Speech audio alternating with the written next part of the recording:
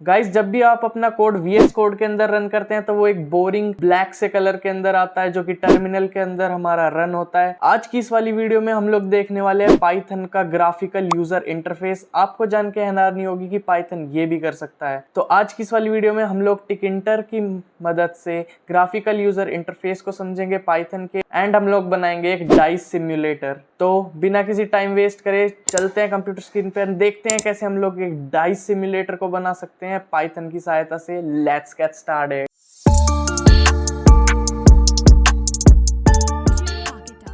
तो welcome back. अगर आपने अभी तक मेरे चैनल को सब्सक्राइब नहीं किया तो यार ये दिख रहा सब्सक्राइब बटन जल्दी से जाके दबा दो, इससे हमें बहुत ज़्यादा मदद मिलती है। तो चलो बिना किसी टाइम वेस्ट किए हम लोग बनाना स्टार्ट करते हैं अपना डाइस सिम्युलेटर पाइथन की हेल्प से। तो मैं यहाँ पे VS कोड के अंदर आ जाऊँगा। आप लोग देख सकते हैं मैंने एक फाइल क्रिएट की हुई है main2.py के नाम से, एंड ये जो फोल्डर मैंने लिया हुआ है इसके अंदर हमारी सारी इमेजेस हैं डाइस की। जैसे हम लोग देख सकते हैं ये डाइस का 1 है, ये 2 है, ये 3 है, ऐसे ही हमारे पास 6 तक सारे डाइस के फेसेस हैं and all the sides of dice यहाँ पर हैं। इसके बाद हम लोग इनकी हेल्प से कैसे हम लोग एक डाइस सिम्युलेटर बनाएंगे आइए देखते हैं।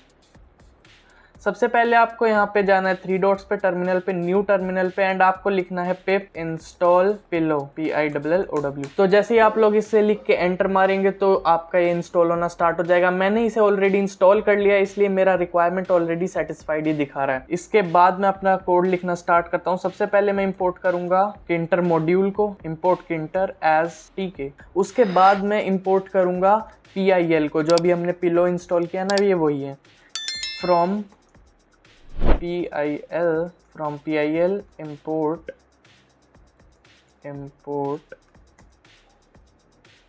image image TK। तो ये दोनों चीज़ें हम लोग PIL के अंदर से इंपोर्ट कर लेंगे, एंड उसके बाद मेन चीज़ जो अपनी है वो हम लोग कर लेंगे इंपोर्ट रैंडम। तो जो रैंडम मॉड्यूल है वो भी हम लोग यहाँ पे इंपोर्ट कर लेंगे, जिसकी सहायता से हम लोग रैंडमली डाइस को रोल करवा सकते हैं। उसके बाद मैं यहाँ पे रूट नाम से एक वेरिएबल बना लूँगा, जिससे हम लोग अपने ग्राफिकल यूज़र इंटरफेस की जो है एक विंडो को तैयार करेंगे। तो root is equals to TK.TK, इससे हमारा जो विंडो है वो बन जाएगी। एंड फिर हम लोग लिखेंगे root.geometry। इसमें आप लोग अपनी विंडो का साइज स्पेसिफाई कर सकते हैं, जैसे कि मैं यहाँ पर ले लेता हूँ 500x 700। एंड उसके बाद मैं लिखूँगा root.main_loop, ताकि हमारा जो प्रोग्राम हो वो एग्जीक्यूट हो पाए। तो जैसे ही मैं रन कोड करूँगा यहाँ पे मेरी एक विंडो बन के तैयार हो चुकी है, जिसके अंदर हम लोग अपनी कोडिंग करके हम लोग यहाँ पे एक डाइस सिम्युलेटर बनाने वाले हैं। इसके बाद यहाँ पे हम लोग सबसे पहले हम लोग एक बटन बना लेते हैं, जिस पे हम लोग क्लिक करके अपने डाइस को रोल करवाने वाले हैं। तो मैं यहाँ पे एक वेरिएबल बनाऊंगा button is equals to TK.button root text is equals to roll. इस बटन जिसका नाम है रोल, उस पर जब भी क्लिक होगा तो हमारा डाइस रोल होगा एंड एक नया जो नंबर है वो हमें प्रोड्यूस करके देगा। Text equal to roll, command is equals to dice roll या फिर रोल डाइस। ये हम एक फंक्शन अभी क्रिएट करेंगे रोल डाइस। तो रोल डाइस नाम से मैं एक फंक्शन बना लूँगा डेफ रोल डाइस। इसके अंदर हम लोग सबसे पहले एक लिस्ट बनाएंगे जो भी हमारी सारी इमेजेस हैं उसकी। डाइस इज इक्वल्स टू एक लिस्ट जिसके अंदर हमारी 6 जो इमेजेस हैं जो मैंने अभी आपको दिखाई वो आएंगी। आप लोग अपनी इमेजेस को सेम फोल्डर के अंदर रखना जिसके अंदर आपने अपनी पाइथन की फाइल को क्रिएट किया है। इससे हमारी इमेजेस को हैंडल करने में बहुत ज़्यादा आसानी होती है।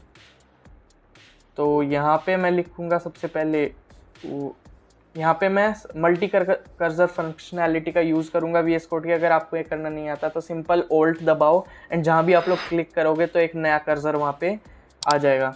तो मैं यहाँ पे .png पहले से ही लिख देता हूँ ताकि बार बार ना लिखना पड़े। यहाँ पे मैं 1 2 3 4, 5 एंड 6। तो मैंने अपनी सारी जो फ़ोटोज़ हैं उसको यहाँ पे एक लिस्ट के अंदर तैयार कर लिया है।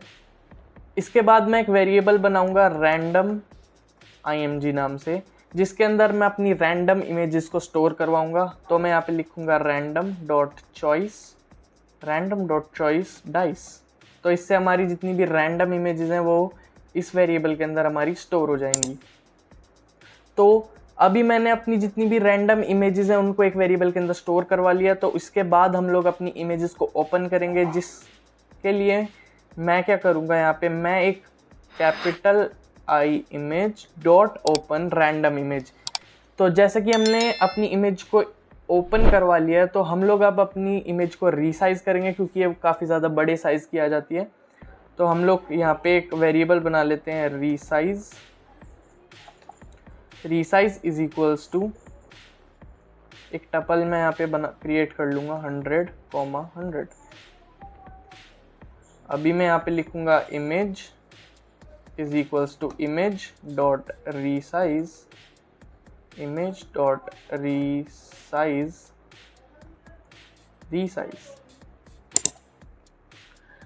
तो आप लोग जैसे कि देख सकते हैं हमने अपनी इमेज को 100x100 की जो है विड्थ और हाइट दे दी है। इसके बाद हमने रीसाइज कर लिया। रीसाइज करने के बाद हमें उसको डिस्प्ले करवाना होगा अपने विंडो के अंदर। तो उसके लिए हम लोग क्या करेंगे, हम लोग यूज़ करेंगे फ़ोटो इमेज का फ्रॉम PIL मॉड्यूल।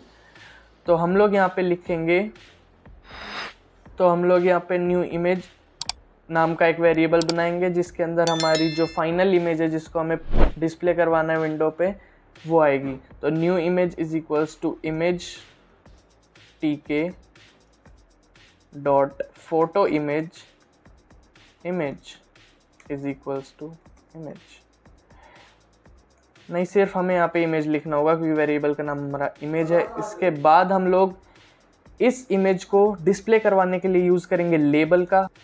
इसके बाद हम लोग लिखेंगे label dot image is equals to new image.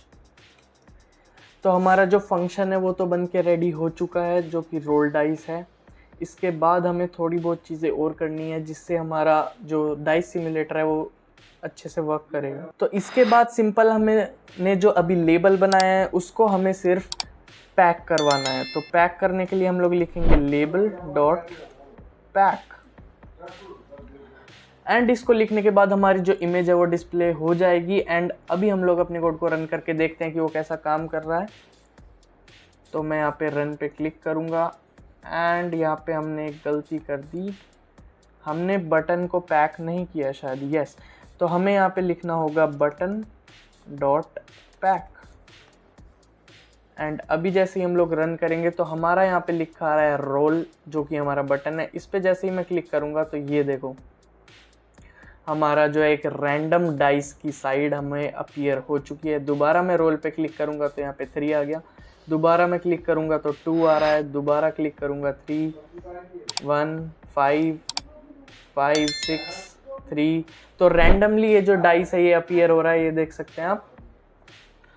तो ये हमने किया टिकेंटर की सहायता से ग्राफिकल यूज़र इंटरफेस बनाया, जिसके अंदर हमने एक डाइस सिमुलेटर बनाया जिसमें रैंडमली जो है वो इमेजेस चूज़ होती हैं जब भी हम रोल नाम के बटन पे क्लिक करते हैं।